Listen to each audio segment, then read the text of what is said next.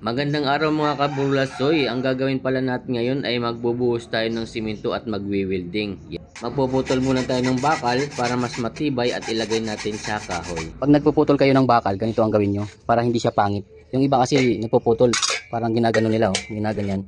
Diba? Ginaganyan nila. Tapos dito sa gitna. Yung sa akin naman, iba.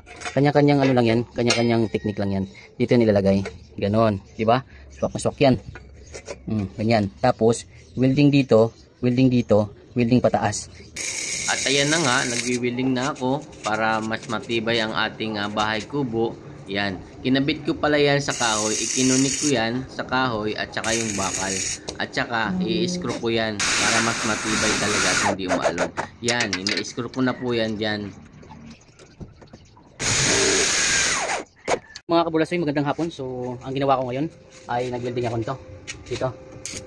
Nag-welding ako para mas matibay. Yan. Lahat yan, winelding ko na. Tapos dito. Winelding ko din yan. Yan.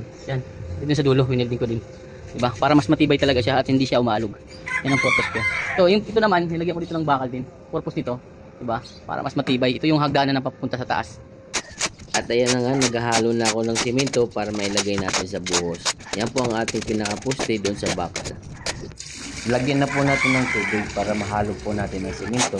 Yan, at kung kulang pa, lagyan nyo ulit. Mas maganda dito yung basa talaga. Ilalagay na po natin sa poste. Yan po yung bakal na yan ay winelding ko din po dahil nagkulang po siya. Ito na po pala ang ating finished product. Tumigas na po yung ating binuhos kapon. Maraming salamat mga kabulasoy.